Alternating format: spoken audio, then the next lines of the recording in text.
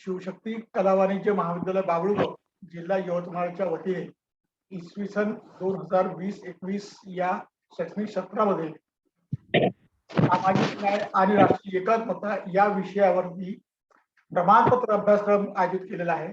या प्रमाणपत्र अभ्यासक्रमामध्ये आपण वेगवेगळ्या विषयांवरती वेगवेगळ्या तज्ञांची मतं आपण जाणून घेत आहोत।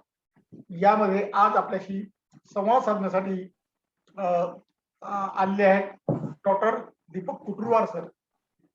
डॉक्टर कुटुरवार सर हे शिवशक्ती कला वाणिज्य महाविद्यालयामध्ये एक राज्यशास्त्र प्रमुख म्हणून गेल्या 28 वर्षापासून कार्यरत आहेत। आतापर्यंत त्यांनी हे अमरावती संत गाडगेबाबा अमरावती विद्यापीठ आणि राष्ट्रसंत तुकोजी महाराज नागपूर विद्यापीठ या विद्यापीठाचे पीएचडीचे मार्गदर्शक आहेत। आतापर्यंत त्यांच्या नेतृत्वाखाली 10 विद्यार्थ्यांनी पीएचडी प्राप्त केली आहे आणि 5 विद्यार्थी आज आपल्याला त्यांचे मार्गदर्शन घेत आहेत। त्यांनी आतापर्यंत 2 पुस्तकं त्यांची प्रकाशित आहेत। आज त्यांनी जी पीएचडी केली ती पीएचडी त्यांची आदिवासी समाजाचे राजकीय विश्लेषण या विषयावरती त्यांची पीएचडीचा विषय होता। डॉक्टर कुटुरवार सर यांनी अनेक राष्ट्रीय आणि आंतरराष्ट्रीय पातळीवरती निबंध वाचले आहेत, प्रकाशित झाले आहेत आणि अमरावती शिवशक्ती कला वाणिज्य महाविद्यालयाचे ते प्राचार्य म्हणून अनेक वर्ष त्यांनी कारभार सांभाळलेला आहे आणि अशा राजकीय क्षेत्रातील एक अभ्यासक म्हणून आणि एक जो मार्गदर्शक म्हणून त्याची ख्याती अमरावती विद्यापीठामध्ये आहे। असे डॉक्टर दीपक कुटुरवार सर हे आपल्याशी संवाद साधणार आहेत। त्यांचा आजचा जो विषय आहे तो आहे characteristics of Indian national integrity आणि या विषयावरती तुमच्याशी संवाद साधण्यासाठी उपस्थित झाले आहेत। त्याबद्दल महाविद्यालयाच्या वतीने आणि या अभ्यासक्रमाचा एक कोऑर्डिनेटर या नात्याने त्यांचं मी मनापासून स्वागत करतो। महाविद्यालयाच्या प्राचार्य डॉक्टर कुटुरवार डॉक्टर प्रतिभा काळे मॅडम यांच्या तर्फे मी त्यांचं स्वागत करतो आणि त्यांना आपल्याशी संवाद साधण्याची विनंती करतो। Doctor Deepak Kuturwar sir.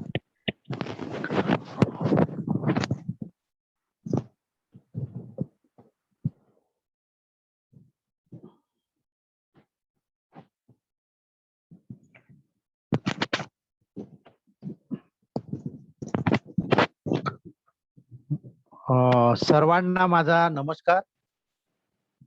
आज शिवशक्ती कला वाणिज्य आणि विज्ञान महाविद्यालय बाभुळगाव जिल्हा यवतमाळ या महाविद्यालयाच्या वतीने सन 2020 आणि 21 मधील सर्टिफिकेट कोर्स की ज्याचं नाव आहे राष्ट्रीय एकात्मता आणि सामाजिक न्याय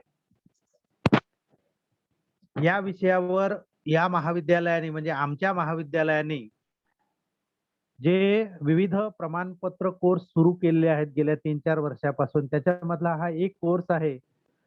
ज्या प्रमाणपत्र कोर्सचे समन्वयक आमच्याच महाविद्यालयातील इतिहास विभाग प्रमुख डॉक्टर चंद्रकांत सरदार सर आणि मी त्यांचा सह कोऑर्डिनेटर म्हणून या ठिकाणी काम करतो आहे।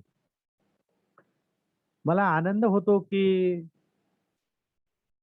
डॉक्टर सरदार सरांनी हे जे काही सामाजिक न्याय आणि राष्ट्रीय एकात्मतेच्या प्रमाणपत्र कोर्स मध्ये विविध टॉपिक प्रत्येक व्याख्यात्याला म्हणजे रिसोर्स पर्सनला दिलेले आहेत, त्याच्यापैकी माझ्या वाट्याला जो आलेला आहे तो टॉपिक आहे राष्ट्रीय एकात्मता आणि राष्ट्रीय एकात्मतेची वैशिष्ट्ये।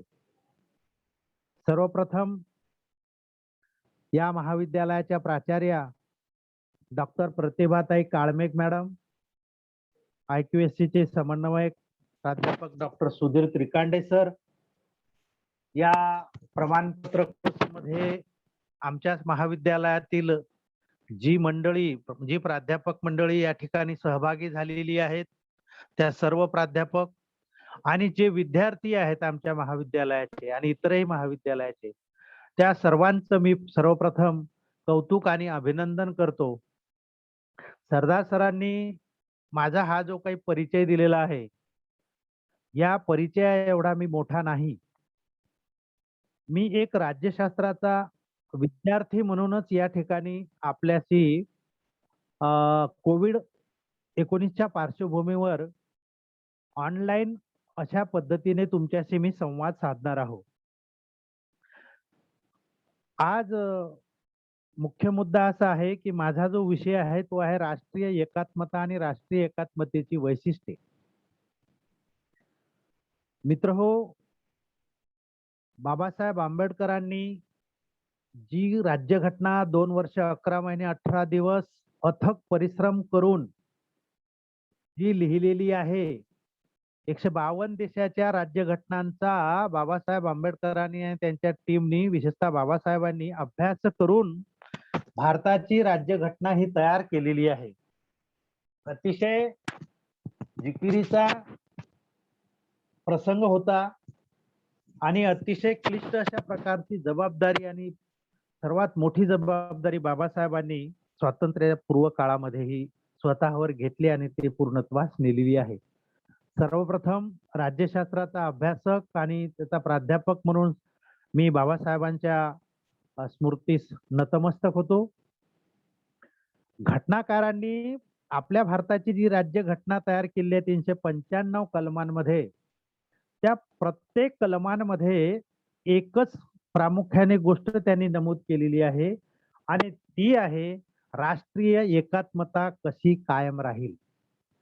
या या राष्ट्रीय एकात्मतेच्या आणि सामाजिक न्यायाच्या संदर्भात यापूर्वी याच कोर्सच्या माध्यमातून जी काही रिसोर्स पर्सन माझ्या अगोदर विविध विषयावर बोलून गेलेले आहेत, त्या प्रत्येक रिसोर्स पर्सनच्या आणि तज्ञ मंडळीच्या व्याख्यानामध्ये वेगवेगळ्या पैलूंनी राष्ट्रीय एकात्मता आणि सामाजिक न्यायाच्या संदर्भात त्यांनी आपले मनोगत व्यक्त केले आहे.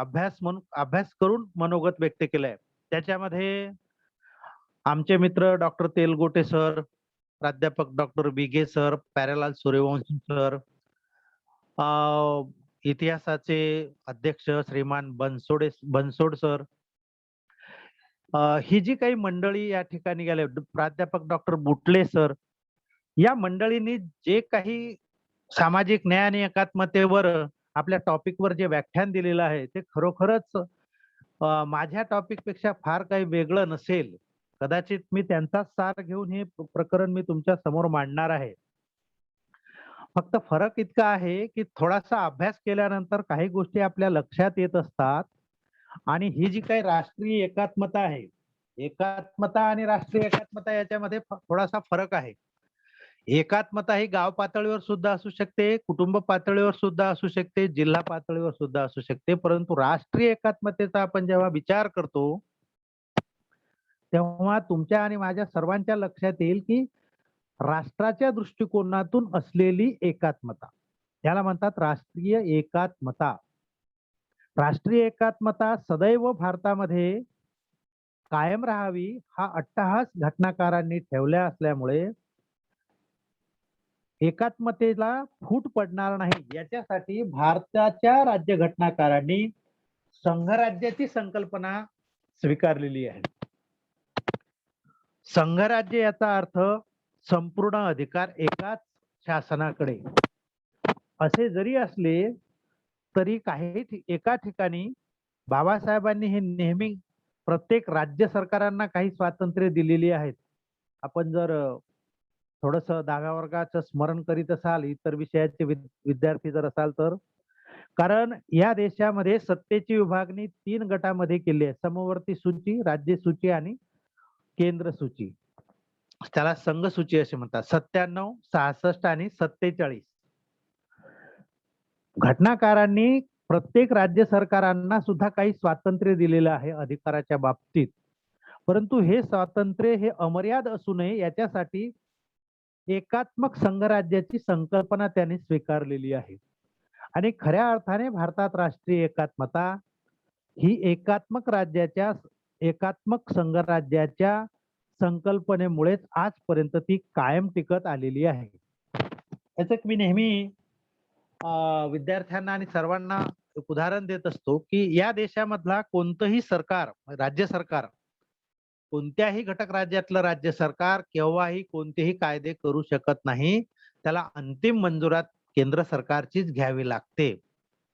कोणतेही सरकार सीमा बदलवू शकत नाही. राज्य सरकारांना दिलेल्या अधिकारावर अतिरेक करू शकत नाही. जोपर्यंत केंद्र सरकारची परवानगी मिळत नाही तोपर्यंत. त्याचं एकमेव कारण, की या देशामध्ये राष्ट्रीय एकात्मता ही कायम टिकली पाहिजे, हा घटनाकाराचा मुख्य उद्देश होता आणि तो आजही कायम ठेवण्यात आलेला आहे. त्याचबरोबर राष्ट्रीय एकात्मता ही आपल्या भारतीय राज्यघटनेच्या उद्देश पत्रिकेमध्ये न्याय, स्वातंत्र्य, समता आणि बंधुत्व ही जी काही 4 सूत्र सांगितलेली आहेत, त्या सूत्राला अनुसरून आजपर्यंत ती कायम टिकत आलेली आहे. त्याचबरोबर भारतीय राज्यघटनेची जी काही वैशिष्ट्ये आहेत, त्या प्रत्येक वैशिष्ट्याचा जर आपण अभ्यास केला, तर आपल्या सहज लक्षात येऊ शकते, की या भारतामध्ये राष्ट्रीय एकात्मता आजही ती कायम आहे. जर भारतीय राज्यघटनेच्या कोणत्याही कलमांचं उल्लंघन जर आपल्याकडून केल्या गेलं, तर त्याविषयी जी काही कार्यवाही आहे, मग ते सरकारकडून असो किंवा न्यायालयाकडून असो किंवा प्रशासनाकडून असो, ती प्रत्येकावर केली जातात. त्याचं एकमेव कारण आहे, की या राष्ट्रीय एकात्मतेला धोका कोणीही निर्माण करू शकणार नाही आणि होऊ नये, हा मुख्य उद्देश होता. मित्रहो, राष्ट्रीय एकात्मता ही एक सहज लोकसमूहामध्ये निर्माण झालेली एक संकल्पना आहे आणि ही जी लोकसमूहामधली जी संकल्पना आहे, या संकल्पनेचा मुख्य उद्देश आहे, की या समाजामध्ये राष्ट्रीयतेची भावना वाढीस लागली पाहिजे आणि जेव्हा लोकांमध्ये राष्ट्रीयतेची भावना निर्माण होईल, सामाजिक ऐक्य निर्माण होईल, तेव्हाच खऱ्या अर्थाने भारतात राष्ट्रीय एकात्मता कायमस्वरूपी टिकू शकेल. राष्ट्रीय एकात्मतेच्या बाबतीत अनेक विचारवंतांनी वेगवेगळ्या प्रकारच्या व्याख्या केलेल्या आहेत. मी फक्त तुम्हाला एकच सांगेल, की जे माझ्या वाचनामध्ये आलेलं आहे आणि या टॉपिकच्या माध्यमातून जे मी अभ्यास केलेला आहे, त्याच्यामध्ये एल.पी. मायर नावाचे जे राजकीय विचारवंत आहेत आणि समाजशास्त्रज्ञ सुद्धा आहेत, त्यांनी अशी व्याख्या केलेली आहे, की ज्या समाजात प्रस्थापित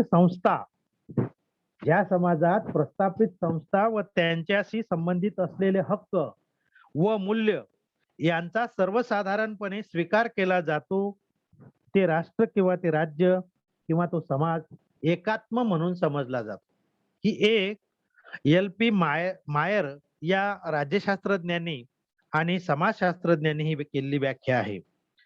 त्याचबरोबर बेंजामिक नावाचा एक विचारवंत आहे. ते असे म्हणतात, की देशातील सर्व लोकांना समान अस्मितेसाठी सामील करून घेणे म्हणजेच राष्ट्रीय एकात्मता होय. देशातील सर्व लोकांना समान अस्मितेसाठी सामील करून घेणे म्हणजेच राष्ट्रीय एकात्मता होय, अशा जी व्याख्या बेंजामिन या शास्त्रज्ञांनी केलेली आहे. या दोन्ही व्याख्यावरून आपल्या सहज लक्षात येऊ शकेल, की प्रत्येक समाजामधील व्यक्तीला राष्ट्रीय एकात्मता जर स्वतःमध्ये रुजवायची असेल, तर अस्मिता ही जागृत असलीच पाहिजेत, भावना असल्या पाहिजेत आणि राष्ट्राच्या प्रती प्रेम निर्माण झालं पाहिजे. त्याशिवाय राष्ट्रीय एकात्मता कायम टिकू शकत नाही.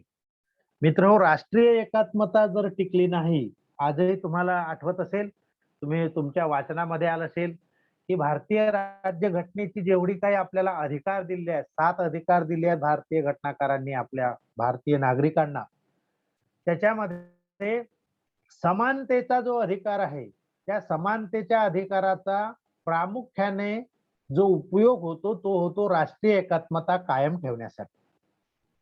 आणि इतर जे काही अधिकार आहेत, त्या अधिकाराचं सुद्धा कोणी उल्लंघन करणार नाही किंवा त्याचा अतिरेक करणार नाही, याच्यासाठी काही बंधनं घटनाकारांनी प्रत्येक स्वातंत्र्याच्या उपभोगासाठी टाकलेली आहेत. अमर्याद अशा प्रकारचं स्वातंत्र्य भारतीय नागरिकांना दिल्या गेलेलं नाही. मर्यादित स्वरूपाचं स्वातंत्र्य भारतीय नागरिकांना दिलेलं आहे.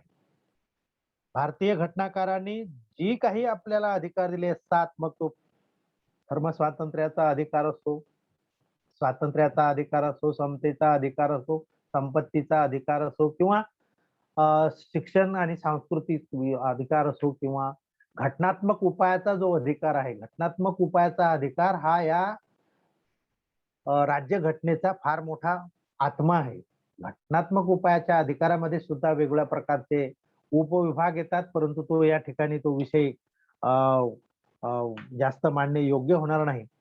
म्हणजेच भारतीय नागरिकांना आपले अधिकार जरी कायम वापरायचे असतील किंवा उपभोगायचे असतील, तर आपल्याला राष्ट्रीय एकात्मतेला धोका निर्माण होणार नाही, तडा निर्माण होणार नाही, अशाच प्रकारे आपल्या सर्वांना स्वातंत्र्याचा उपभोग घेता येत असतो.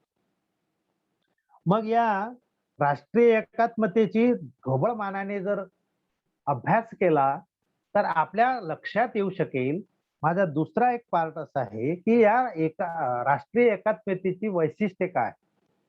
मित्रहो, भारतीय राष्ट्रीय एकात्मता ही 36 घटक राज्यांच्या एकात्मतेतून निर्माण झालेली राष्ट्रीय एकात्मता आहे. मग ते संरक्षणाच्या बाबतीत असो किंवा इतर कोणत्या योजनांच्या बाबतीत असो, प्रत्येक गोष्टीच्या बाबतीत राष्ट्रीय एकात्मता कायम ठेवून केंद्र सरकार आपल्या हे धोरणाची अंमलबजावणी नेहमी करीत असतो आणि प्रत्येक राज्य सरकार सुद्धा राष्ट्रीय एकात्मतेला बाधा निर्माण होणार नाही असंच कृत्य प्रत्येक घटक सरकार करीत असतो. ज्या घटक सरकारकडून राष्ट्रीय एकात्मतेला बाधा निर्माण होईल, तेव्हा त्या घटक राज्यांमध्ये तेथील राज्यपालांमार्फत राष्ट्रपतीकडून आणीबाणी घोषित जाहीर केली जात असते. याचा अर्थ भारतामध्ये राष्ट्रीय एकात्मता ही कायमस्वरूपी टिकली जावी, हा मुख्य उद्देश घटनाकारांचा असल्यामुळे अशी एक संरचना भारतीय संविधानामध्ये निर्माण करण्यात आलेली आहे.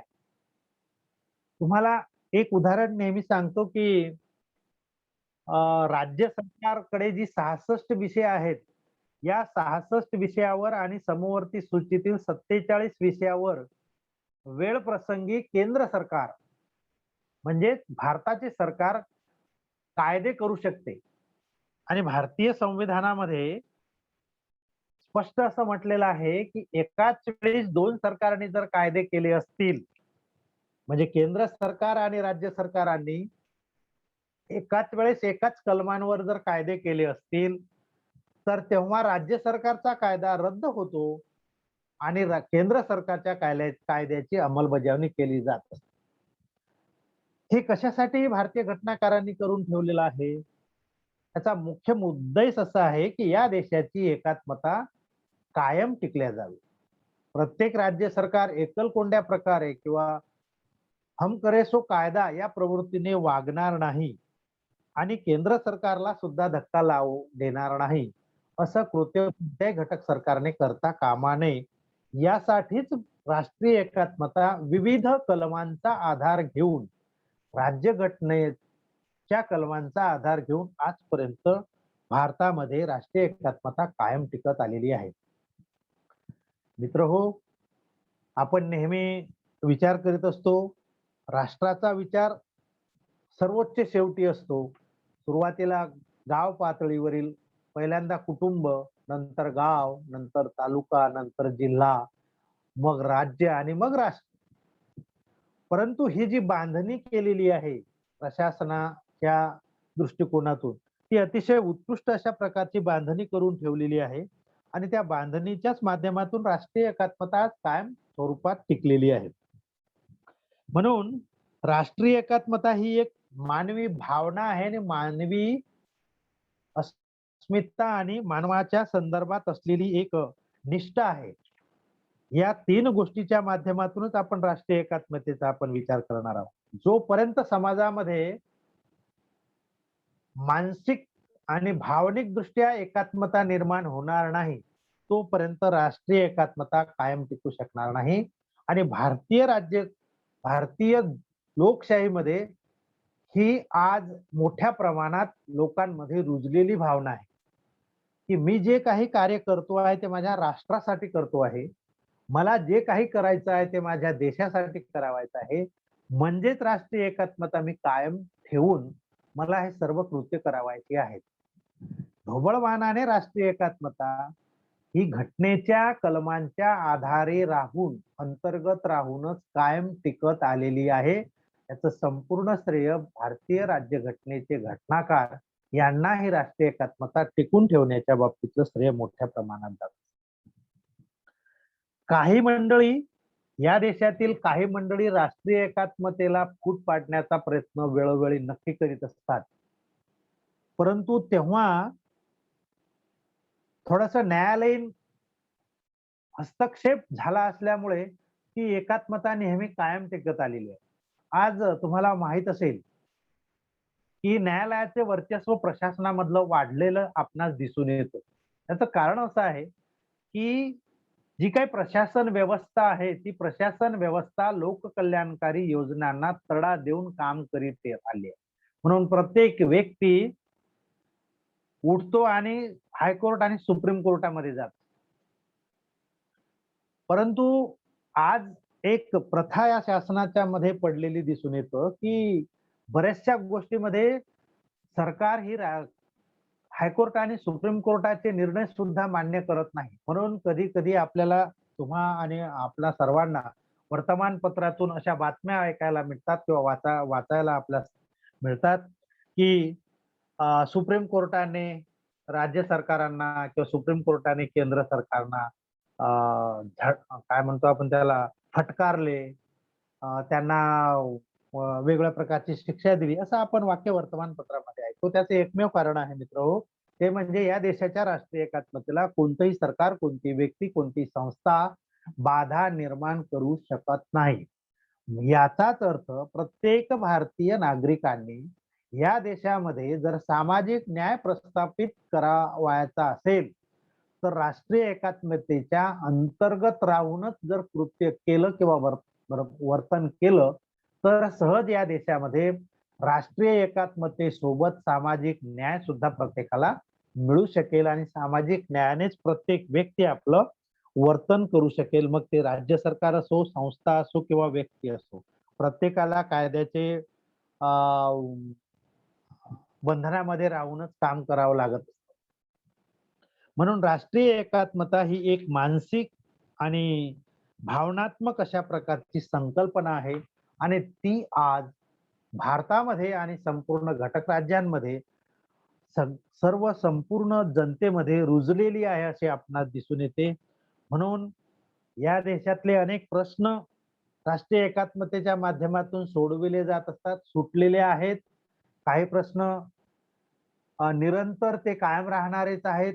त्याच्याविषयी आपण या ठिकाणी उहापोह करणे बरोबर नाही, कारण त्याला जवळ-जवळ आज 75 वर्ष पूर्ण होत आहेत भारतीय स्वातंत्र्य प्राप्त होऊन, तरीही भारतातल्या काही समस्या आज सुटलेल्या नाहीत. त्या तुम्हा सर्वांना माहीत आहेत. या ठिकाणी मी त्याच्यावर काही वक्तव्य करू शकणार नाही.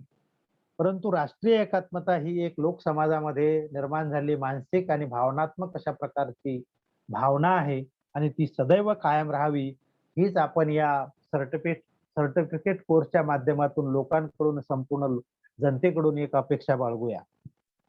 ही राष्ट्रीय एकात्मतेच्या संदर्भात असलेली संपूर्ण हे प्रास्ताविक अशा प्रकारचं आहे. त्याच्यानंतर या राष्ट्रीय एकात्मतेची काही वैशिष्ट्ये आहेत, की जी दुसऱ्या राष्ट्रामध्ये राष्ट्रीय एकात्मता आहे. म्हणजे अमेरिका, इंग्लंड, रशिया, चीन या सर्व देशांमध्ये राष्ट्रीय एकात्मता त्यांच्या राज्यघटनांमध्ये नमूद केलेली आहे. परंतु आपल्यासारखी राष्ट्रीय एकात्मता ही इतर देशाच्या राज्यघटनांमध्ये आपल्याला दिसून येत नाही. मला सांगण्यास आणि तुम्हा सर्वांना म्हणजे राज्यशास्त्राच्या अभ्यासकांना तर ती गोष्ट माहीत आहेच, विद्यार्थ्यांना माहीत आहे. परंतु या सर्टिफिकेट कोर्समध्ये अनेक विषयाचे विद्यार्थी सुद्धा सहभागी झालेले आहेत. भारत देश हा सर्वात मोठी लोकशाहीचा अवलंब करणारा देश म्हणून ओळखला जातो. सर्वात मोठी लोकशाही. चीन, इंग्लंड, अमेरिका, रशिया या राष्ट्रांच्या बाबतीत लोकशाही त्यांच्या पद्धतीने त्याचा अर्थ घेतलेला आहे. खऱ्या अर्थाने लोकशाही फक्त भारतामध्येच आहे. या जगाच्या पाठीवर जर कोणतं राष्ट्र जर लोकशाही निर्माण करीत असेल तर ते आहे भारत. कारण या भारताने स्वातंत्र्यपूर्व काळात आणि स्वातंत्र्यानंतरच्या काळात 20 वर्षापर्यंत जवळजवळ 1960 पर्यंत या देशामध्ये निरक्षरांचे प्रमाण सर्वात जास्त होते. ज्यावेळेस डॉक्टर बाबासाहेब आंबेडकरांनी भारताची राज्यघटना 26 नोव्हेंबर 1946 रोजी जी लिहिली आणि पूर्ण केली आणि जेव्हा ती 50 मध्ये लागू केली तेव्हा भारताच्या लोकसंख्येमध्ये निरक्षरांचं जे प्रमाण आहे ते जवळजवळ 80 ते 85% लोक तेव्हा निरक्षर होते. तरी सुद्धा भारताने लोकशाही पद्धती स्वीकारून लोकांना स्वातंत्र्य बहाल केलेले आहे. इतका उदंडपणा घटनाकारांनी भारताच्या लोकांच्या संदर्भात दाखवून दिलेला आहे. त्याचं कारण असं आहे की ज्या इंग्रजांनी 150 वर्षपर्यंत आपल्या भारतीयांवर राज्य केले, त्यांच्याकडून जे अन्याय आपल्यावर झाला त्याची पुनरावृत्ती पुन्हा पुन्हा होऊ नये याची काळजी घेऊन आणि या देशाच्या एकात्मतेला कोणीही धक्का लावणार नाही याची काळजी घेऊन डॉक्टर बाबासाहेब आंबेडकरांनी संपूर्ण कलम, प्रत्येक कलमांचा लहान सहान कलमांचा विचार करून घटनेमध्ये नमूद केली आहे. त्याच्यामुळेच खरं त्या अर्थाने राष्ट्रीय एकात्मता आहे. आपल्या भारताच्या राष्ट्रीय एकात्मतेचं जे वैशिष्ट्य आहे ते पहिलं वैशिष्ट्य मी तुम्हाला माझ्या अध्ययनामधून जे काही निघालेलं आहे ते आहे बहुविध भाषिकता. बहुविध भाषिकता म्हणजे विविध प्रकारच्या भाषा. तुम्हाला आठवत असेल की एकात्मता म्हणजे सगळं सारखं असा आपण अर्थ करू शकतो ढोबळ मानाने. परंतु मित्र, भारतामध्ये राष्ट्रीय एकात्मता कायम राहणे ही आपल्यासाठी अतिशय अभिमानाची आणि गौरवाची बाब आहे. कारण तिची वैशिष्ट्ये आणि त्या भारतामध्ये काय काय आहे तरी सुद्धा भारतामध्ये राज्यघटना ही राष्ट्रीय एकात्मता कायम टिकून ठेवलेली आहे. याचा सर्वांना अभिमान असायलाच पाहिजे. बहुविध भाषिकता म्हणजे वेगवेगळ्या प्रकारच्या भाषा असणारे लोक समुदाय या देशामध्ये वास्तव्य करीत आहेत. पूर्वीपासून तर आजपर्यंत जसे हिंदी, मराठी, इंग्रजी, उर्दू, पारसी, कन्नड, तेलुगू, तामिळी, राजस्थानी, गुजराती ह्या ज्या काही भाषा आहेत ह्या विविध घटक राज्यांमध्ये त्यांच्या राज्यामध्ये मान्यता पावलेल्या भाषा आहेत. आणि अशा विविध भाषेमध्ये सुद्धा आपण राष्ट्रीय एकात्मता कायम ठेवतोय. हे आपल्या भारतीय राष्ट्रीय एकात्मतेचं सर्वात महत्वाचं वैशिष्ट्य आहे. दुसरं आहे विविध धर्मांचे अस्तित्व. विविध धर्माचे अस्तित्व सुरुवातीपासूनच प्रत्येक ठिकाणी आपण ऐकत आलेलो आहोत. भारताच्या प्रतिज्ञामध्ये, भारताच्या राष्ट्रगीतांमध्ये, देशभक्तीपर गीतांमध्ये हिंदू, मुस्लिम, शीख, ईसाई हम सब है भाई भाई हे जे वाक्य आपण आज ऐकत आहोत, कदाचित नवीन पिढीला हे वाक्य नवीन वाटत असेल. कारण नवीन पिढी वेगळ्या गाण्याच्या तालावर मनोरंजन करीत असल्यामुळे, परंतु स्वातंत्र्यानंतर आजपर्यंत सुद्धा भारतामध्ये हिंदू, मुस्लिम, शीख, ईसाई त्यानंतर बौद्ध आणि ख्रिश्चन ही जे काही धर्म 7-8 जे धर्म आहेत या धर्माचा प्रचार आणि प्रसार संपूर्ण भारतभर झालेला आपल्याला दिसून येतो. आणि प्रत्येक धर्मानी आपल्या देशाची एकात्मता कायम ठेवून राष्ट्रीय एकात्मतेला धोका निर्माण होणार नाही असाच धर्माचं अस्तित्व आजही त्यांनी कायम ठेवलेलं आहे. कोणी कोणाच्याही धर्मावर टीका टिप्पणी करू शकत नाही, कारण धर्म स्वातंत्र्याचा अधिकार भारतीय घटनाकारांना दिला गेलेला आहे. परंतु तो अधिकार सुद्धा प्रत्येकाला लिमिटेड दिलेला आहे. त्या मर्यादेपेक्षा जास्त त्यांनी धर्माच्या संदर्भात प्रचार आणि प्रसार करू नये, वेगळ्या प्रकारची शिकवण देऊ नये. पण तरीही आज आपल्या देशामध्ये विविध धर्मांचे लोक या ठिकाणी वास्तव्य करतात आणि म्हणून विविध धर्मांमध्ये एकता नांदणे किंवा एकता कायम राहणे ही भारतीय लोकांसाठी अतिशय गौरवाची आणि आनंदाची आणि अभिमानाची बाब आहे. तिसरं जे वैशिष्ट्य आहे ते आहे विविध सांस्कृतिक चालीरीती. विविध सांस्कृतिक चालीरीती हिंदू, मुस्लिम, शीख, ईसाई, बौद्ध हे जे काही धर्म आपल्या भारतामध्ये आज अस्तित्वात आहेत, या प्रत्येक धर्माच्या सांस्कृतिक ठेवा हा वेगवेगळा असलेला आपणास दिसून येतो. तुम्हाला माहित असेल, तुम्ही जर बौद्ध धर्माचा आपण अभ्यास केला असेल, हिंदू धर्माचे काही पुस्तकं वाचली असतील, शीख धर्माचं काही वाचन केलं असेल, ख्रिश्चन धर्मांचं काही वाचन केलं असेल, तर प्रत्येक धर्माने एक वेगळा सांस्कृतिक ठेवा ठेवलेला आहे. आणि ह्या ज्या काही चालीरीती आहेत, हिंदू धर्म या भारतामध्ये सर्वात मोठा धर्म म्हणून गणल्या गेलेला आहे. या हिंदू धर्मातल्या रीतिरिवाज ह्या मुस्लिम धर्मांमध्ये असतात अशातला भाग नाही. मुस्लिम धर्मांच्या पद्धती वेगळ्या, शीख धर्मांच्या पद्धती वेगळ्या, चालीरीती वेगळ्या, त्यांची रहनसहन वेगळी, पेहराव वेगळा, त्यांची बोलीभाषा वेगळी, त्यांच्या धर्माचं आचरण करण्याच्या पद्धती वेगळ्या. मग हे सगळं वेगळं असताना सुद्धा या देशामध्ये राष्ट्रीय एकात्मता आज 75 वर्ष झाली तरी कायम टिकून आहे. हे या भारतीय राष्ट्रीय एकात्मतेचं सर्वात महत्वाचं वैशिष्ट्य आहे. काय असतं की एका समाजामध्ये, एका कुटुंबामध्ये एकता असणे यामध्ये काही विशेष नवल नाही. परंतु विविध गोष्टींमध्ये विविधता असून त्याच्यामध्ये एकता निर्माण राहणे किंवा एकता कायम टिकविणे ही खूप मोठी गोष्ट आहे.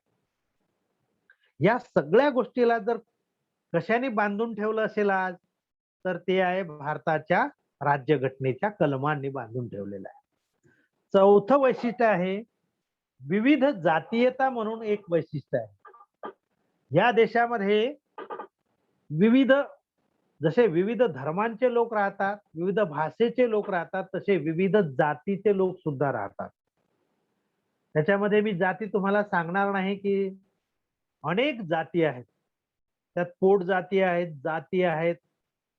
ह्या सगळ्या जाती वेगवेगळ्या पद्धतीने आपला वास्तव्य या भारतामध्ये करीत असतात. त्यांच्या प्रथा वेगळ्या, त्यांची रहनसहन वेगळी, त्यांचे वर्तन वेगळे, त्याचे खानपान वेगळं, अशा विविध जाती या भारतामध्ये नांदत आहेत. विविध राज्यांमध्ये त्या अस्तित्वात आहेत. प्रत्येक जातीला एक आपल्या जातीचा, प्रत्येक जातीच्या नागरिकाला आपल्या जातीचा अभिमान वाटत आलेला आहे. असे जरी असले तरी प्रत्येक जातीचा व्यक्ती दुसऱ्या जातीच्या लोकांना दुखविणार नाही ही संकल्पना मनात धरून या देशामध्ये राष्ट्रीय एकात्मतेचे पालन करून आपल्या जातीयतेचा प्रचार प्रसार आणि रहनसहन आजपर्यंत जीवन जगत आलेला आहे. पाचवं जे वैशिष्ट्य आहे ते सर्वसमावेशकता. भारत हा विस्ताराने खूप मोठा प्रदेश आहे, कारण 36 घटक राज्य आहेत. सॉरी 29, 36, जवळजवळ 32-34 घटक राज्य आहेतच. या प्रत्येक घटक राज्यांमध्ये प्रत्येक आपल्या भारताच्या घटनाकारांनी सर्वांना फिरण्याचे स्वातंत्र्य दिलेले आहे आणि वास्तव्य करण्याचे स्वातंत्र्य सुद्धा घटनाकारांनी बहाल केलेलं आहे. आपला भारत देश एवढा उदार आहे की या देशामध्ये कोणत्याही देशातला नागरिक येऊन या ठिकाणी वास्तव्य करू शकतो.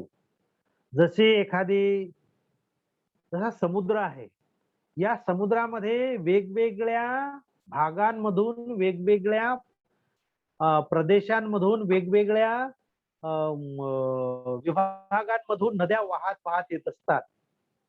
म्हणजे समुद्रामध्ये सर्वसमावेशतेची शक्ती त्याला प्रदान झालेली आहे.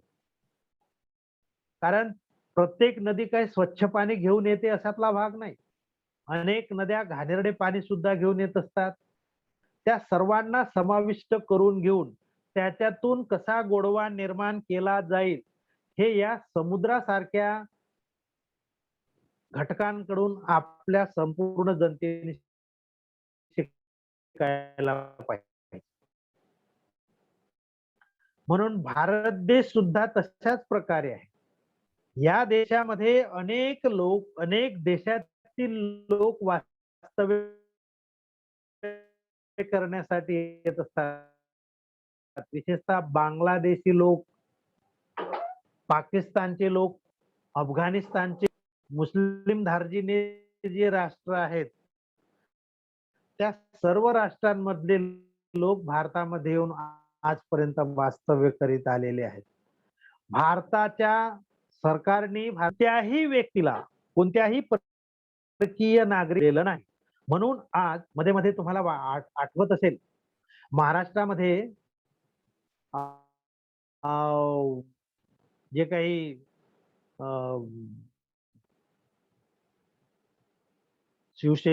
मनसेचे जे काही प्रमुख आहेत, त्या मनसेच्या प्रमुखांनी पाकिस्तानी लोक आणि अफगाणिस्तानी, बांगलादेशी लोकांना आम्ही हाकलून वगैरे, परंतु खऱ्या अर्थाने आजही बांगलादेशी, अफगाणिस्तानी किंवा पाकिस्तानी जे काही नागरिक या ठिकाणी येऊन काही बाबतीत नागरिकत्व प्राप्त झालेलं आहे, काहींना मिळालेलं नाही. परंतु भारत हा सर्वसमावेशक राष्ट्र आहे.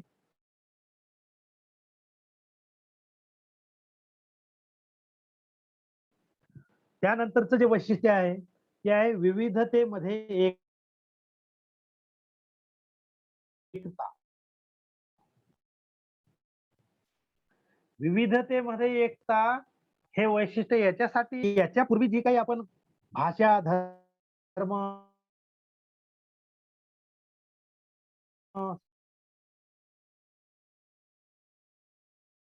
सांस्कृतिक चालीरीती, जातीयता,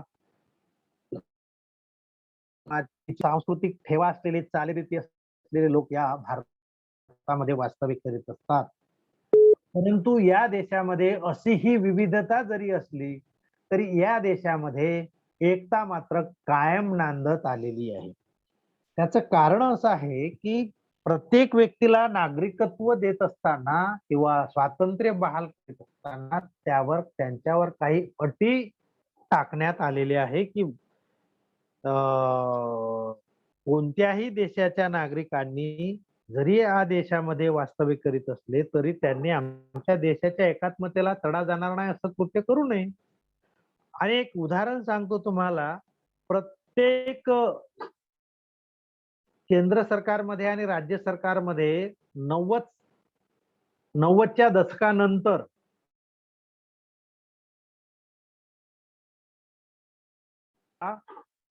विविध प्रकारचे राजकीय नेते आणि राजकीय पक्ष समाविष्ट झालेले आहेत. आपल्या भारताच्या दृष्टिकोनातून जर विचार केला तर केंद्र सरकार आणि राज्य सरकार जेव्हा मिश्र स्वरूपाचं तयार होते तेव्हा त्या मिश्र स्वरूपाच्या सरकारमध्ये सुद्धा वैचारिक मतभेद असतातच. हे जरी वैचारिक मतभेद असले तरी त्यांची एक विचारसरणी असते, ती प्रत्येक राजकीय पक्षाची एक वेगळी विचारसरणी असते. दोन पक्ष निर्माण झाले म्हणजे दोन व्यक्ती अलग झाल्या अशातला होऊ शकत नाही. विचारसरणी असते. ज्या विचारसरणीशी माझं पटतं तो पक्ष मी स्वीकारेल किंवा त्याच्या तत्वाचा मी अंमलबजावणी करेल. मग ते भारतीय जनता पक्ष असो, काँग्रेस असो किंवा सर्व पक्ष असो, शिवसेना असो, राष्ट्रीय पातळीवरचे पक्ष असोत किंवा राज्य पातळीवरचे पक्ष असोत. आम्हाला फक्त एकच दिसतं, अरे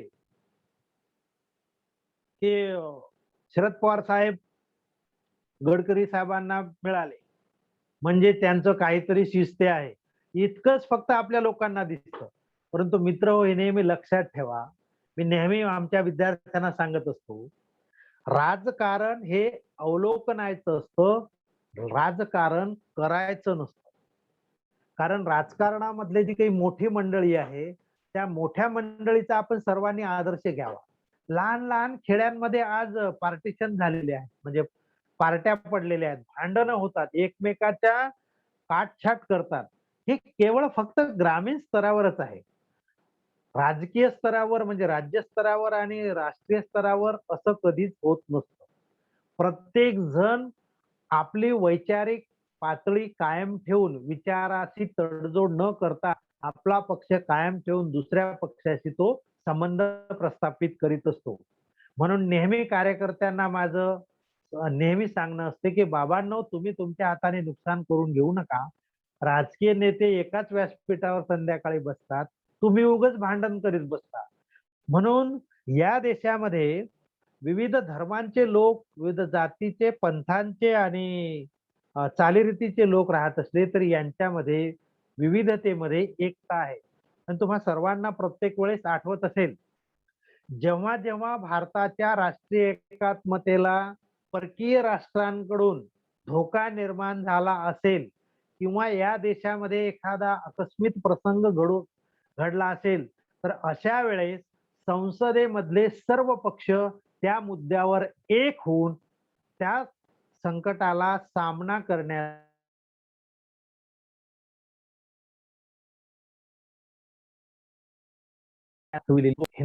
भारत आणि पाकिस्तान असो, काश्मीर प्रश्न असो किंवा आता चीनने जो काही भागांमध्ये आपल्या भारतामध्ये येण्याचा प्रयत्न केला तो प्रसंग असो, या सगळ्या आंतरराष्ट्रीय स्वरूपाच्या प्रश्नांवर सर्व राजकीय पक्ष संसदेमधले, राज्य सरकारांमधले एकत्र येत असतात. सगळे मतभेद विसरून राष्ट्र, माझा देश, माझा भारत देश हे डोळ्यासमोर ठेवून आणि याची गाठ मनाशी बाळगून लोक एकत्र येतात आणि सत्तारूढ पक्षाला ते मदत करीत असतात. त्याचं एकमेव कारण की या राष्ट्रामध्ये विविधतेमध्ये एकता सुद्धा नांदते.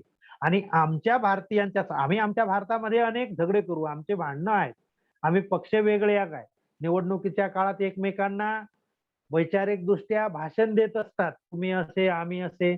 परंतु जेव्हा कॉमन प्रश्न निर्माण होतो, जसं दुष्काळ असो किंवा वादळ असो किंवा बाहेर देशाने केलं एखादं आक्रमण असो, संकट असो, या सर्वांवर तोडगा काढण्यासाठी संसदेमधला प्रत्येक राजकीय पक्ष हा सदैव विरोधात जरी काम करीत असला तरी सुद्धा राष्ट्रीय एकात्मतेच्या दृष्टिकोनातून राष्ट्राच्या हितासाठी, राष्ट्रीयत्व कायम ठेवण्यासाठी सत्तारूढ पक्षाला ते नेहमी मदत करीत असतात आणि सदैव सत्ताधारी पक्षाला ते पाठिंबा देत असतात, की तुम्ही या संदर्भात कार्यवाही करा, आम्ही तुम्हाला मदत करू. इतकं एकता या भारतामध्ये नांदते आहे.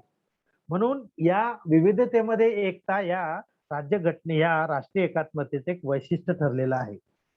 त्यानंतरचं जे वैशिष्ट्य आहे ते आहे राष्ट्रीय उद्दिष्टाची पूर्तता. राष्ट्रीय उद्दिष्टांची पूर्तता.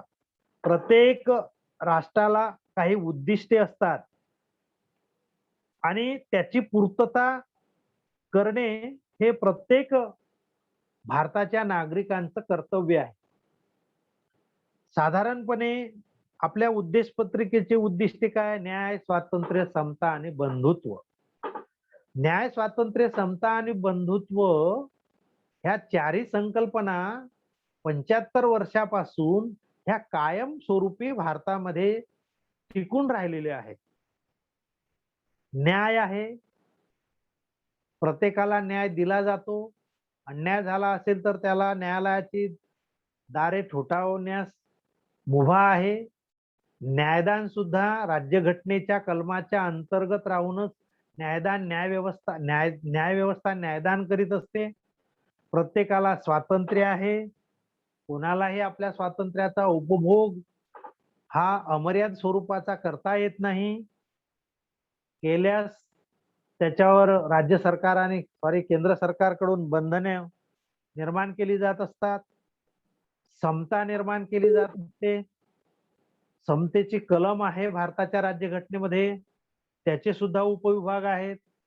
कोणी अस्पृश्य, स्पृश्य, टीका टिप्पणी, कनिष्ठ, वरिष्ठ, गरीब, श्रीमंत, आदिवासी, पददलित असा कोणत्या प्रकारचा भेदभाव न करता या देशांमध्ये ही जी काही समता आहे ती समता प्रस्थापित करण्यासाठी, तिची पूर्तता करण्यासाठी प्रत्येक सरकार, संस्था आणि व्यक्ती प्रयत्न करीत असते. बंधुत्व हे तर आपल्या राज्यघटनेचं सर्वात महत्वाचं आणि अतिशय उत्कृष्ट अशा प्रकारचं उद्दिष्ट आहे. या देशामध्ये सर्व धर्म बंधुत्वाच्या भावनेतूनच आज वावरत असतात, आपलं वर्तन करीत असतात, आपलं आचरण सुद्धा करीत असतात. बंधुत्वाला धोका निर्माण होणार नाही याची सर्वजण मोठ्या प्रमाणात काळजी घेत असतात. या सर्व दृष्टिकोनातून ही जी काही उद्दिष्ट पूर्तता आहे, या उद्दिष्टाची पूर्तता करण्यासाठी प्रत्येक समाज, प्रत्येक सरकार, प्रत्येक संस्था, प्रत्येक व्यक्ती नेहमी आपले आचरण, वर्तन आणि नियमाने वागून याची पूर्तता करीत असते. म्हणूनच आजपर्यंत ही राष्ट्रीय एकात्मता भारतामध्ये कायमस्वरूपी टिकत आलेली आहे. 9 नंबरचं जे वैशिष्ट्य आहे ते आहे राष्ट्रीय दृष्टिकोन. राष्ट्रीय दृष्टिकोन म्हणजे मी या देशामधला प्रत्येक व्यक्ती, प्रत्येक नागरिक, प्रत्येक सरकार राष्ट्रीय दृष्टिकोन डोळ्यासमोर ठेवूनच कार्य करीत असतो. राष्ट्रीय दृष्टिकोनाला तडा जाईल अशा प्रकारचं वर्तन मात्र कधीही भारतीय नागरिकांकडून केल्या जात नाही. त्यामुळे हे एक राष्ट्रीय दृष्टिकोन हे एक वैशिष्ट्य याचं ठरलेलं आहे. आणि शेवटचं जे वैशिष्ट्य आहे ते आहे सर्वोच्च अशा प्रकारची राष्ट्रीय निष्ठा.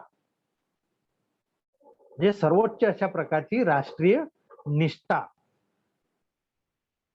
प्रत्येक जो राजकीय पक्ष राजकारणामध्ये प्रवेश करतो किंवा प्रत्येक राजकीय पक्ष जेव्हा राजकारण करतो, सत्ताधारी पक्ष जेव्हा कारभार करतात, प्रत्येक व्यक्ती किंवा प्रशासनामधला प्रत्येक व्यक्ती जेव्हा प्रशासकीय कामकाज करतो, तेव्हा त्याच्यासमोर एकच गोष्ट लक्षात असते की ही जी काही राष्ट्रीय निष्ठा आहे, सर्वोच्च अशा प्रकारची निष्ठा, मानवी निष्ठा वेगळी आहे, समाज निष्ठा वेगळी आहे आणि राष्ट्रीय निष्ठा ही फार वेगळी आहे. मी जे काही करतो आहे ते माझ्या राष्ट्रासाठी करतो आहे, ही भावना प्रत्येकाने मनात ठेवून जर कार्य केले तर राष्ट्राची एकात्मता भंग होईल असं कधीही वर्तन नागरिकांकडून केल्या जाणार नाही. म्हणून प्रत्येकाची निष्ठा तर आहेच, परंतु सर्वोच्च निष्ठा जी असते ती आहे राष्ट्रीय निष्ठा, की मला माझ्या भारतासाठी, माझ्या देशासाठी काम करावं. तुम्हा सर्वांना माहित असेल वर्तमानपत्रामध्ये आलेल्या बातम्या आहेत. जेव्हा एखाद्या वेळेस दुष्काळ निर्माण होतो भारतामध्ये किंवा परकीय आक्रमण होत असतात भारतावर किंवा चीनकडून किंवा पाकिस्तानकडून किंवा इतर कोणत्याही राष्ट्रांकडून जेव्हा भारतावर आक्रमण केल्या जात असते, त्या आक्रमणाच्या वेळेस आणि आपत्कालीन परिस्थितीमध्ये या देशातल्या प्रत्येक नागरिकांची निष्ठा ही राष्ट्राच्या प्रती सर्वोच्च असते. जसं मिलिटरीमध्ये काही लोकांची कमतरता वाटत असेल तर तरुणांनी मिलिटरीमध्ये ताबडतोब सहभागी व्हावे असं आवाहन शासनाकडून केल्या जात असतं. दुष्काळ पडला असेल, एका भागात दुष्काळ असेल आणि दुसऱ्या भागात ज्याला आपण सुकाळ म्हणतो तो असेल, तर ज्या ठिकाणी दुष्काळ नाही त्या ठिकाणच्या लोकांनी दुष्काळग्रस्त लोकांना मदत करावी असं सुद्धा आवाहन केलं जात असतं. आताचा जो कोरोना परिस्थिती आहे, या कोरोनाच्या परिस्थितीमध्ये प्रत्येक राज्य सरकारने फायनान्शियल दृष्ट्या आपली दिवाळखोरी घोषित केलेली आहे की आमच्याकडे पैसा नाही, केंद्र सरकारकडेच ते मागल्या जात असतं. अशा वेळेस प्रत्येक राज्य सरकारने आणि केंद्र सरकारने कोविड-19च्या पार्श्वभूमीवर संपूर्ण लोकांचं आरोग्य धोक्यात आलं असताना त्या धोक्यातून आपल्याला बाहेर निघण्यासाठी जी काही फायनान्शियल मदत हवी आहे, या मदतीसाठी लोकांना आव्हान केलं.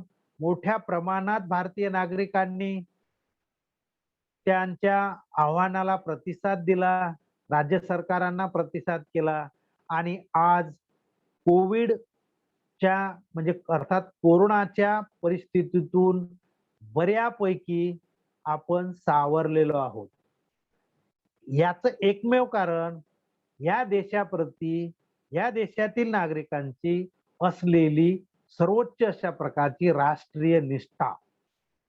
राष्ट्रीय निष्ठा नसती तर एवढा निधी जमा झाला नसता आणि जमा झाला नसता तर एवढ्या प्रमाणात व्हॅक्सिनेशन या देशामध्ये झालेलं आपणास दिसून आलं नसतं. ह्या राष्ट्रीय निष्ठा प्रत्येकाच्या मनात कायम राहावी, हाच एक राष्ट्रीय एकात्मतेच्या वैशिष्ट्यामधलं शेवटचं वैशिष्ट्य आहे. मित्रहो, राष्ट्रीय एकात्मतेची ही जरी 7, 8, 9 वैशिष्ट्ये आपणा समोर मी मांडली असली तरी या राष्ट्रीय एकात्मतेला काही गोष्टीचा अडथळा सुद्धा निर्माण होत असतो किंवा अडचणी निर्माण करीत असतात आणि अडथळा या राष्ट्रीय एकात्मता कायम ठेवण्यासाठी जे अडथळा आहे, जी काही अडचण आहे किंवा जे वाद निर्माण करतात ते मुद्दे सुद्धा मी तुम्हाला थोडक्यात या ठिकाणी सांगतो आहे की राष्ट्रीय एकात्मतेला अडथळा निर्माण करणारे घटक कोणते. तर पहिला आहे भाषावाद. भाषावाद याचा अर्थ भाषेवरून निर्माण झालेला वाद किंवा संघर्ष. भाषावाद हा राष्ट्रीय एकात्मतेला धोका निर्माण करणारा महत्वाचा घटक आहे. 1955 साली प्रांत रचना केली आणि त्या प्रांत रचनेमधून प्रत्येक प्रांतामध्ये एक वेगळी भाषा नमूद करण्यात आली आहे. ही प्रांत रचना थोडीशी बाजूला ठेवली शासनाने आणि वेगवेगळ्या भाषेंना त्यांनी मान्यता दिली. जसं उदाहरणार्थ महाराष्ट्रामध्ये मराठी, केरळमध्ये इंग्रजी, आंध्रमध्ये तेलुगू, तामिळनाडूमध्ये तामिळी, काही भागांमध्ये हिंदी. ह्या ज्या भाषा आहेत या भाषेचा प्रत्येकाला अभिमान आहे. परंतु जेव्हा या भाषेमध्ये वाद निर्माण होतो, तुमच्यापेक्षा माझी भाषा श्रेष्ठ आहे, माझ्यापेक्षा तुमची भाषा कनिष्ठ आहे, असा जेव्हा प्रसंग येतो किंवा वादविवाद होतो त्यामधून भाषा वाद निर्माण होतो आणि एक वेळ भाषावाद निर्माण झाला तर तुम्हा आम्हा सर्वांना माहित आहे की त्या घटक राज्यांमध्ये आणि त्या देशांमध्ये असलेले अल्पसंख्याक जे असतात त्या अल्पसंख्याकांचा छळ मोठ्या प्रमाणात होत असतो. म्हणून भाषावाद निर्माण होणार नाही याची काळजी जर प्रत्येकाने घेतली तर राष्ट्रीय एकात्मता ही सहज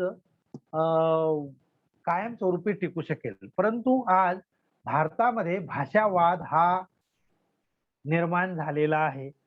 मग ते तेलुगू असो, मराठी असो, कन्नड असो, तामिळ असो, अशा प्रकारचा जो भाषावाद आहे आणि हा भाषावाद राष्ट्रीय एकात्मतेला अडथळा निर्माण करणारा एक वाद आहे किंवा घटक आहे. दुसरा जो अडथळा आहे तो आहे जातीयतेचा किंवा जातीयवाद. प्रत्येकाला आपल्या जातीविषयी अत्यंत स्वरूपाची वाटत असलेली निष्ठा हा जातीयवादाचं मुख्य कारण. मला माझ्या जातीविषयी जी काही निष्ठा आहे ती निष्ठा अतिशय जाज्वल अशा प्रकारची जर असेल तर त्या ठिकाणी जातीयवाद नक्की निर्माण होऊ शकतो. आणि या जातीयवादामधून श्रेष्ठ कनिष्ठ पवित्र अपवित्र, आंतरजातीय निर्बंध आणि विशिष्ट जातीला मिळालेल्या सवलती याच्यामुळे सुद्धा जातीय वाद निर्माण होऊ शकतो. म्हणून हा जातीय वाद शासनाने सुद्धा निर्माण होणार नाही याची काळजी घ्यावी. जसं विशिष्ट वर्गाला जर विशेष सवलती दिल्या जात असतील आणि काही वर्गाला दिल्या जात नसतील तर साहजिकच त्यांच्यामध्ये वाद निर्माण होऊ शकतो. त्याच्यातून जातीय वाद निर्माण होऊ शकतो आणि एक वेळ जातीय वाद निर्माण जर झाला तर मग ते राष्ट्रीय एकात्मता कायम टिकवण्यासाठी फार कठीण गोष्ट असते आणि जातीय वाद जर निर्माण झाला तर एकात्मतेला धोका निर्माण होऊ शकतो. तिसरा आहे प्रादेशिक वाद. प्रादेशिक वाद हा सुद्धा एक आत्मिक निष्ठा म्हणजे आपल्या प्रदेशाविषयी असलेली अत्यंत अशा प्रकारची निष्ठा जेव्हा निर्माण होते तेव्हा प्रादेशिक वाद निर्माण होत असतो. या प्रादेशिक वाद हा फुटीरवादाला खतपाणी घालत असतो आणि या एकदा जर फुटीरवाद निर्माण झाला तर मग त्या देशाची राष्ट्रीय एकात्मता काही कायम टिकेल असे वाटत नाही. म्हणून प्रादेशिक वाद निर्माण होणार नाही आणि फुटीरतेला खतपाणी मिळणार नाही म्हणजे फूट पडल्या जाणार नाही असं वर्तन प्रत्येक नागरिकांनी नेहमी करावं जेणेकरून राष्ट्रीय एकात्मता कायमस्वरूपी टिकेल. उदाहरणार्थ खलिस्तान चळवळ, बोडोलँड आंदोलन, तेलंगणा, वेगळ्या विदर्भाची मागणी ह्या ज्या काही चळवळी आहेत ह्या प्रादेशिक वादामधूनच निर्माण झालेल्या आहेत.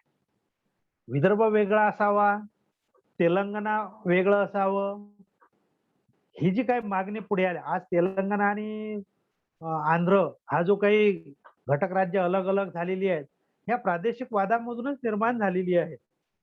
आणि प्रादेशिक वादातून जेव्हा निर्माण होते म्हणजे प्रादेशिक वाद जेव्हा निर्माण होतो त्याच्यामधून लोक मग वेगळ्या राज्याची मागणी करीत असतात. तेलंगणा आणि आंध्र प्रदेश, आंध्रमधून तेलंगणा वेगळा व्हावा ही अनेक दिवसापासूनची चळवळ होती, मागणी होती. गेल्या 5 वर्षाच्या अगोदर ती केंद्र सरकारने मान्य केली आणि आज आंध्रपासून तेलंगणा हे राज्य निर्माण. त्याच धर्तीवर महाराष्ट्रामध्ये विदर्भ वेगळा पाहिजे, विदर्भ वेगळा हवा ही एक मागणी विदर्भवादी लोकांनी गेल्या अनेक दिवसापासून सुरू ठेवली आहे. त्याच्यामध्ये आमच्या यवतमाळचे सन्माननीय जामवंतरावजी धोटे साहेब सुद्धा यांचा मोठा पुढाकार आहे. परंतु आदरणीय जामवंतरावजी धोटे साहेबांना त्यांच्या हयातीत विदर्भ वेगळा पाहायला मिळाला नाही. हे आमच्या यवतमाळ वासियांचं एक दुःख आहे आणि ते नेहमी आम्हाला राहील की ज्या व्यक्तीने विदर्भ वेगळा झाला पाहिजे की पहिलं आंदोलन नागपूर या ठिकाणी केलं तर अशा प्रकारची ही एक विदर्भ वेगळ्याची मागणी प्रादेशिक वादातूनच निर्माण होत आलेली आहे. आणि एकदा जर प्रादेशिक वाद निर्माण झाला तर मित्रहो या देशामध्ये राष्ट्रीय एकात्मता कायम राहणे फार कठीण आहे. आणि शेवटचा जो अडथळा आहे ती आहे प्रादेशिक राजकीय पक्ष. राष्ट्रीय एकात्मतेला खऱ्या अर्थाने धोका जर कोणापासून निर्माण झाला होत असेल किंवा होणार असेल तर तो आहे प्रादेशिक पक्ष. म्हणजे वेगवेगळ्या घटक राज्यांमध्ये निर्माण झालेले लहान लहान स्वरूपाचे प्रादेशिक स्वरूपाचे पक्ष. आपल्या सर्वांना 2 किंवा 3 पक्षच फक्त माहीत आहेत. पहिला राष्ट्रीय काँग्रेस, दुसरा भारतीय जनता पक्ष, आताचा राष्ट्रवादी काँग्रेस पक्ष. हे जे ढोबळमानाने आपल्याला पक्ष दिसतात याच्याशिवाय प्रादेशिक पक्षांची भूमिका सुद्धा तेवढीच महत्वाची असतं. केंद्र सरकारमध्ये सत्ता स्थापन करण्यासाठी आणि घटक राज्यांमध्ये सुद्धा सत्ता स्थापन करण्यासाठी या प्रादेशिक पक्षाचं फार मोठं योगदान आहे. या प्रादेशिक पक्षांनी मुळात असलेल्या राष्ट्रीय पक्षांना सुद्धा अनेक वेळा भूकंपाचे धक्के दिलेले आहेत. हे आम्हा सर्वांना काही नव्याने सांगण्याची आवश्यकता नाही. आणि राजकारणामधले हे जे काही धक्के आहेत, राजकीय भूकंपाचे धक्के जे म्हणतो आपण, हे धक्के फक्त प्रादेशिक पक्षाकडूनच मिळालेली आहेत. प्रादेशिक पक्षांचं वर्चस्व प्रत्येक प्रांतामध्ये, प्रत्येक घटक राज्यांमध्ये आज मोठ्या प्रमाणात वाढलेलं आपणास दिसून येते. उदाहरणार्थ तेलुगु देशम पक्ष, डीएमके, एडीएमके, अकाली दल, शिवसेना, बहुजन समाज पार्टी यासारखी जी काही लहान लहान पक्ष आहेत, या सर्व पक्षांपासून राष्ट्रीय एकात्मतेला धोका निर्माण होऊ शकतो किंवा ते अडथळा निर्माण करू शकतात. याचा अर्थ राष्ट्रीय एकात्मता टिकून ठेवावयाची असेल तर या 4-5 अडथळ्याला बाजूला सारून किंवा बाजूला ठेवावे लागेल. म्हणजेच शासनाने, या देशातील राजकीय नेत्यांनी, या देशाच्या प्रशासकीय अधिकाऱ्यांनी भाषावाद, जातीयवाद, प्रादेशिकवाद, प्रांतवाद निर्माण न होऊ देता आपापली जबाबदारी घटनेच्या कलमांच्या अंतर्गत राहून पार पाडली, आपलं वर्तन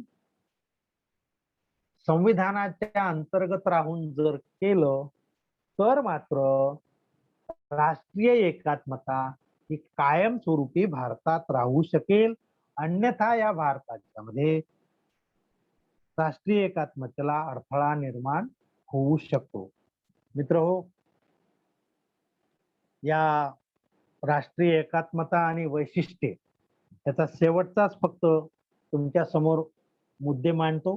त्याचं विश्लेषण देण्याची काही आवश्यकता नाही, कारण राष्ट्रीय एकात्मता आपण वैशिष्ट्ये बघितली, राष्ट्रीय एकात्मतेमध्ये निर्माण होणारे अडथळे सुद्धा बघितले, परंतु याच्यासाठी भारतीय नागरिकांनी किंवा शासनाने किंवा राजकीय पक्षांनी काय करावयास पाहिजे?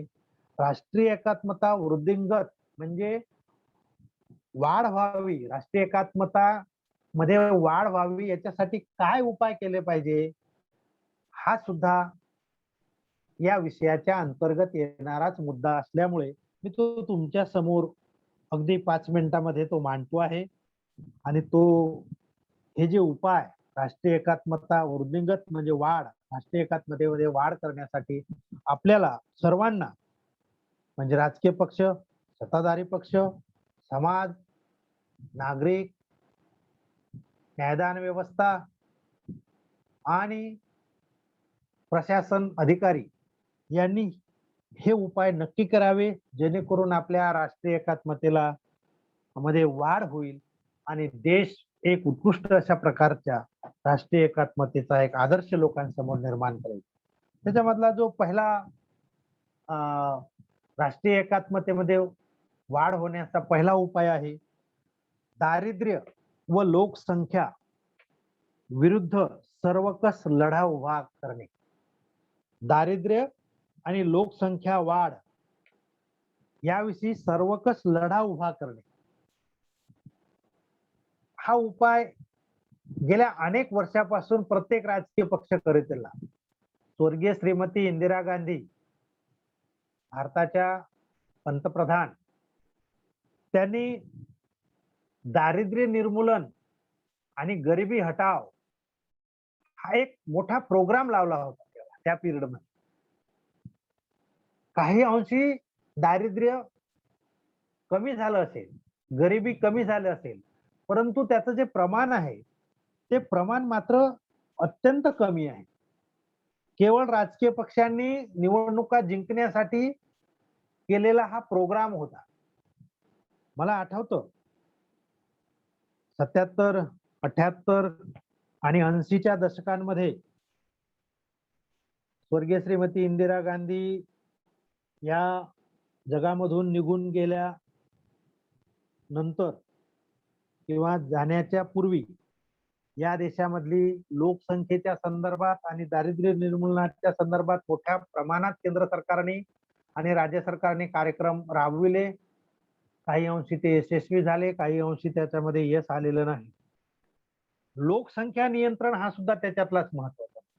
राष्ट्रीय एकात्मता जर टिकवायची असेल तर प्रत्येक जाती धर्माच्या लोकांना लोकसंख्या नियंत्रित करण्याचा एक महामंत्र दिला गेला पाहिजे आणि त्याच्याविषयी लोकसंख्या नियंत्रित करण्याविषयीच्या कार्यक्रम, जनजागृती,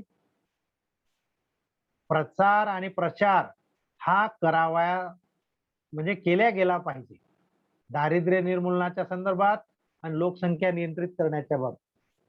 तुम्हा सर्वांना माहित असेल, भारत हा लोकसंख्येच्या बाबतीत जगाच्या पाठीवर 2 नंबरवर असलेलं राष्ट्र आहे. पहिल्या नंबरचं राष्ट्र तुम्हाला माहित आहे की ज्याच्याकडून कोरोना आला ते म्हणजे चीन आणि ज्याच्यामध्ये कोरोना अनेक दिवस पर्यंत राहिला ते म्हणजे भारत. भारताची लोकसंख्या देशाच्या मानाने सर्वात जास्त आहे.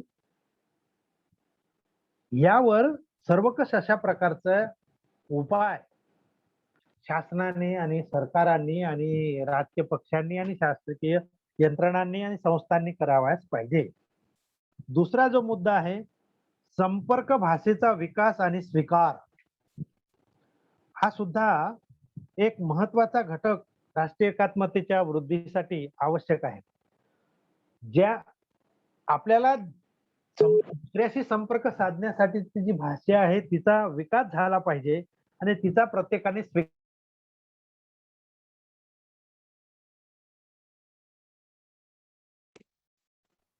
बोलायचे असेल तर मला ती तेलुगू भाषा यायला पाहिजे किंवा तेलुगू लोकांना जर महाराष्ट्रीयन लोकांना बोलायचं असेल तर त्यांना मराठी भाषा सुद्धा यायला पाहिजे. याचा विकास प्रत्येकांमध्ये झाला पाहिजे. साधारणपणे हिंदी आणि इंग्रजी ह्या 2 भाषा तर सर्रास सर्वांना यायलाच पाहिजे आणि येणे अपेक्षित आहे. संपूर्ण घटक राज्यांमध्ये असलेल्या ज्या वेगवेगळ्या भाषा आहेत त्याच्या सर्व भाषांमध्ये साम्य जर कुठं असेल तर इंग्रजी आणि हिंदी. इंग्रजी भाषेच्या संदर्भात तर काही विचारू नका, इंग्रजी भाषा सर्वत्र आहे.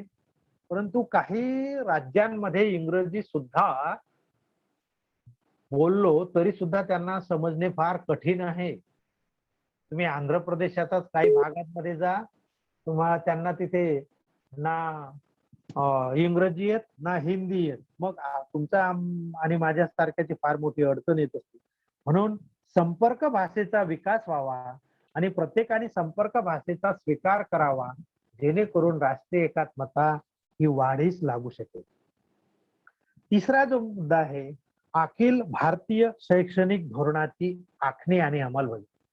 अखिल भारतीय शैक्षणिक धोरण मित्रहो, गेल्या अनेक वर्षापासूनची ही मागणी आहे. या मागणीची पूर्तता गेल्या 2018 पासून झालेली आहे. आपल्या महाराष्ट्राचेच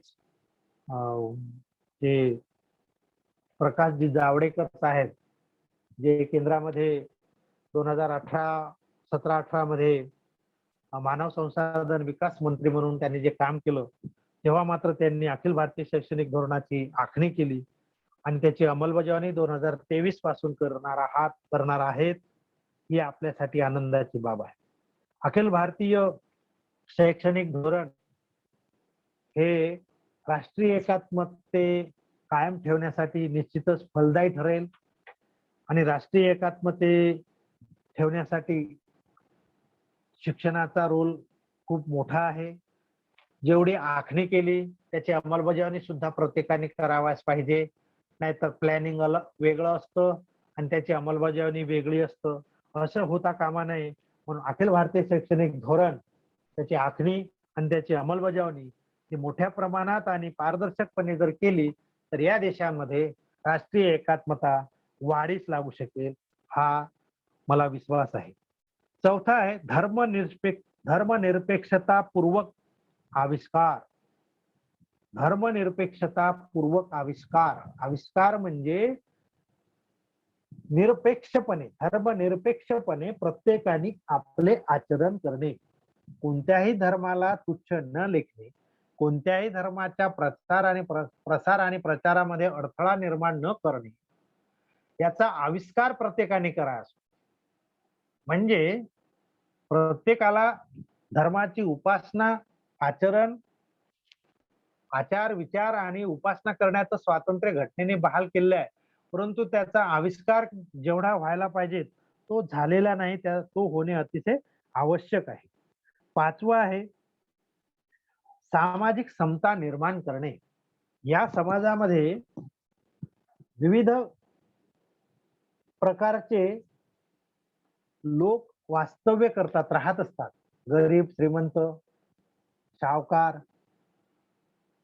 आणि काही कष्टकरी, महिला, या लोकांसाठी सामाजिक समता निर्माण करणे, या लोकांना सामाजिक समतेची जाणीव करून देणे, सामाजिक समता म्हणजे काय, या सर्व गोष्टी लोकांना पटवून देणे, प्रत्येक लोकांमध्ये, प्रत्येक समाजांमध्ये या सामाजिक समतेची निर्मिती करणे, म्हणजेच राष्ट्रीय एकात्मतेची वृद्धी होणे, हा एक महत्वाचा घटक आहे.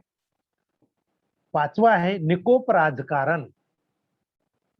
आणि मित्रहो, राजकारण हे निकोप असावं. कोणीही या राजकारणावर टीका करणार नाही, कोणीही राजकारण्यांकडे बोट दाखवणार नाही, कोणताही राजकारणी घटनेच्या विरोधात जाऊन कृत्य करणार नाही. याचा अर्थ राजकारण पारदर्शी असावं. परंतु मित्रहो, निकोप अशा प्रकारचं राजकारण हे आता दुर्मिळ गोष्ट झालेली आहे. प्रत्येक व्यक्ती राजकारणामध्ये येतो, तो कोप राजकारण घेऊन येतो. स्वयंभू म्हणजे ज्याला आपण समर्पयामी, म्हणजे माझं मला द्या, मला माझे मिळाले पाहिजे. निकोप अशा प्रकारचं राजकारण आजपर्यंत अनेक मोठ्या नेत्यांनी केले आहे. त्याच्यामध्ये अटल बिहारी वाजपेयी आले, स्वर्गीय इंदिरा गांधी आल्या, आताचे सन्माननीय शरदचंद्रजी पवार साहेब आहेत, मनमोहन सिंग आहेत, अटल बिहारी वाजपेयी आहेत, प्रणव मुखर्जी आहेत.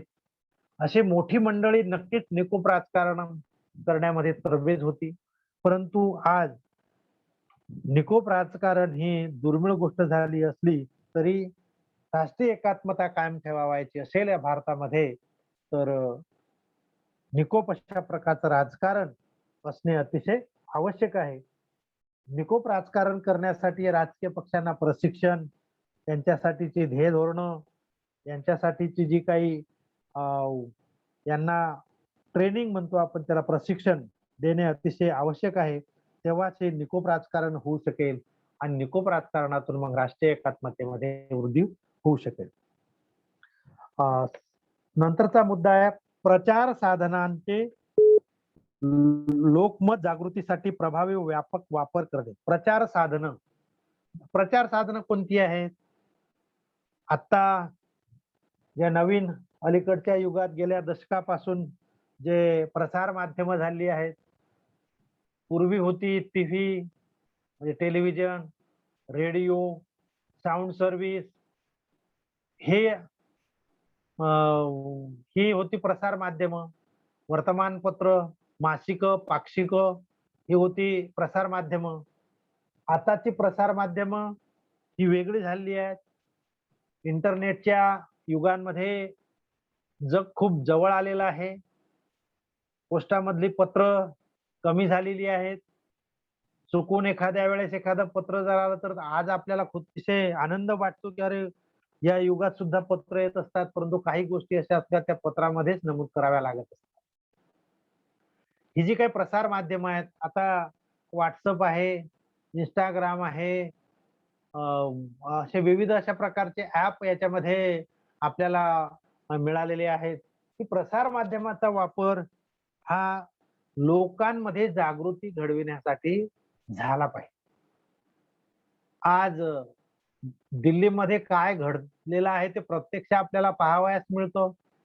इतकी सोय आपल्याला या तंत्रज्ञानाने करून दिलेली आहे.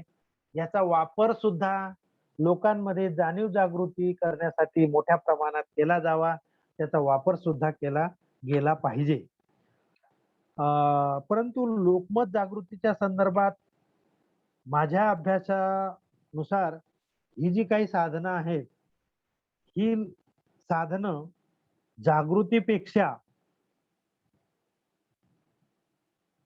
समाज मन दुभंगण्यासाठी आणि वेगळे करण्यासाठी, वेगळं वळण देण्यासाठी याचा उपयोग मोठ्या प्रमाणात केला जातो. असं होता कामा नये. ही जी काही सार्वजनिक साधनं आहेत ती लोकमत जागृत करण्यासाठी त्याचा वापर मोठ्या प्रमाणात जर केला तर या देशात राष्ट्रीय एकात्मता ही मोठ्या प्रमाणात निर्माण होऊ शकेल, त्याच्यामध्ये वाढ होऊ शकेल. आणि शेवटचं आहे स्वच्छ प्रशासकीय कारभार. स्वच्छ प्रशासकीय कारभार. मित्रहो, स्वच्छ प्रशासकीय कारभार हा शब्द बोलण्यासाठी अतिशय सोपा आणि सहज आहे, परंतु हे या भारत देशामध्ये, लोकशाही प्रधान देशामध्ये, माहिती अधिकारांमध्ये जरी आज स्वच्छ प्रशासकीय कारभार केला जातो असं ब्रीदवाक्य जरी असलं, प्रत्येक कार्यालयामध्ये जरी पाट्या लागत असल्या की या ठिकाणी लाचलुचपत घेतल्या जात नाही, फलाना नाही, बिस्तारा नाही, परंतु हा जो काही स्वच्छ कारभार आहे, हा कारभार जोपर्यंत या देशातील प्रशासकीय अधिकाऱ्यांची, राजकारण्यांची आणि व्यक्तींची भावना आणि मानसिक परिस्थिती जोपर्यंत बनत नाही तोपर्यंत हा स्वच्छ कारभार करणे शक्य नाही. परंतु तो स्वच्छ कारभार व्हावा जेणेकरून राष्ट्रीय एकात्मता ही वाढ होऊ शकेल.